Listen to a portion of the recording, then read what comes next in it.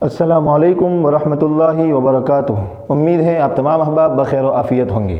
आज का हमारा जो विषय और जो टॉपिक है वो है संविधान। जैसा कि हमने इससे पिछली क्लास में पढ़ा था कि 26 जनवरी को इसलिए मनाया जाता है कि ये वही दिन है जिस दिन में हमारे मुल्क में कॉन्स्टिट्यूशन, संविधान, आइन नाफिज किया गया था और हम सब ने ये तय किया था कि अब से हम हमारे मुल्क को, हमारे प्यारे भारत को इसी संविधान में बयान किए हुए उसूलों के मुताबिक चलाएंगे।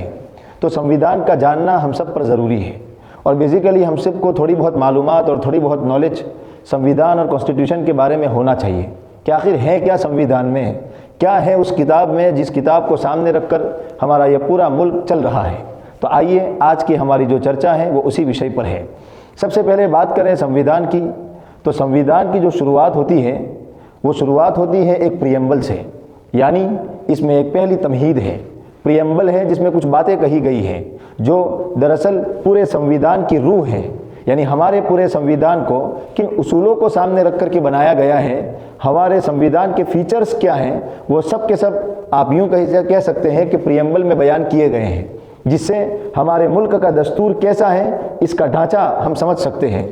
प्रियम्बल में बहुत से अल्फाज जिक्र किए गए हैं, ज़्यादा बड़ा प्रियम्बल नहीं है, बस 8-9 लकीर और लाइंस का है।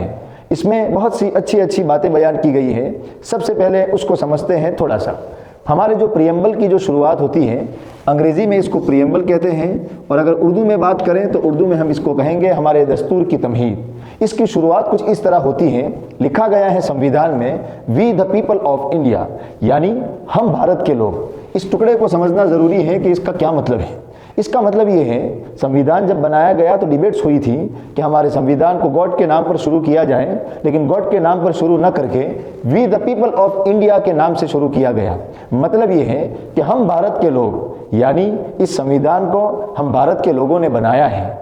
इसमें हमने अपनी मर्ज़ी से इसकी मातहती में रहना कबूल किया है और हम लोगों ने इसको बनाया है हमारे मुल्क को चलाने के लिए। ये मतलब होता है इसका कि we the people of India, हम इंडिया के लोग, हम इंडिया के रहने वाले। उसके बाद संविधान में और भी बहुत कुछ है, we the people of India having solemnly resolved to constitute India, बहुत सारे अल्फाज हैं, लेकिन उसका खुलासा ये है कि हम इंडिया के लोग मतानत और संजीदगी के साथ ये तय करते हैं कि हम हमारे मुल्क को इन उसूलों के मुताबिक चलाएंगे।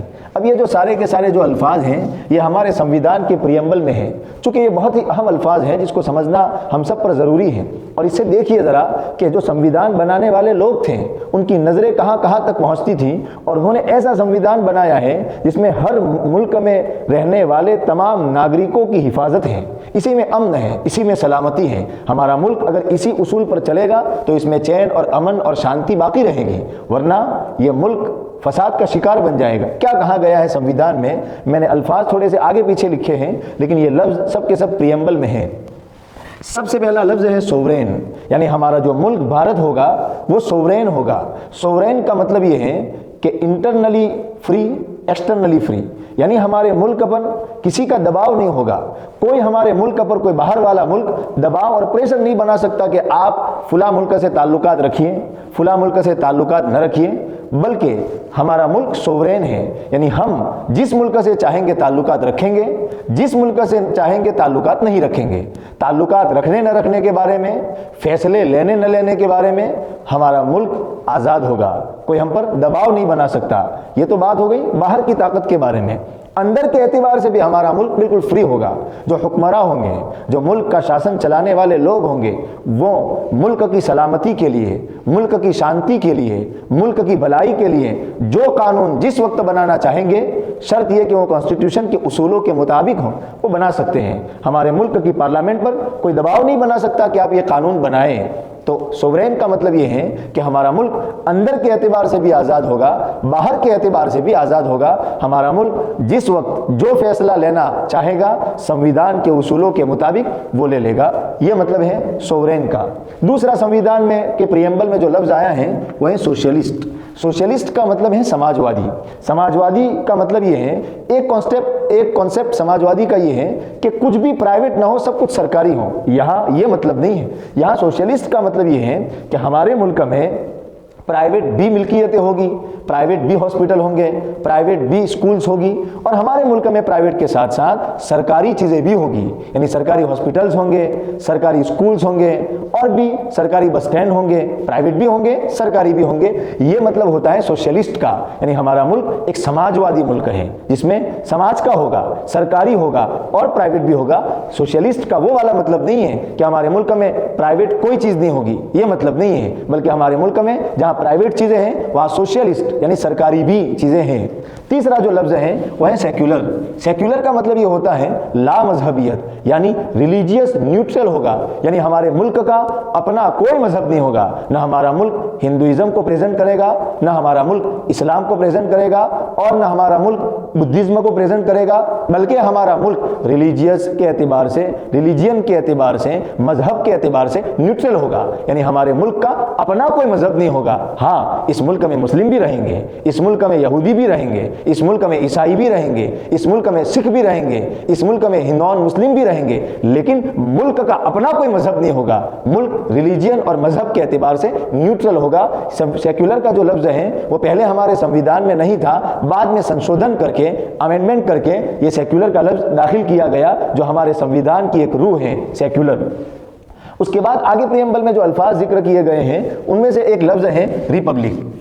रिपब्लिक का मतलब हमने पिछले वीडियो में पढ़ लिया कि मतलब ये है कि हमारे मुल्क का जो हेड ऑफ द स्टेट होगा, जो सदर जमहूरिया होगा, वो head of the state election के जरिए से आएगा। इसमें नस्ल के एतबार से या विरासत के एतबार से ये मकाम और ये ओहदा नहीं होगा, बल्कि इलेक्शन के जरिए से आएगा। ये मतलब है रिपब्लिक का।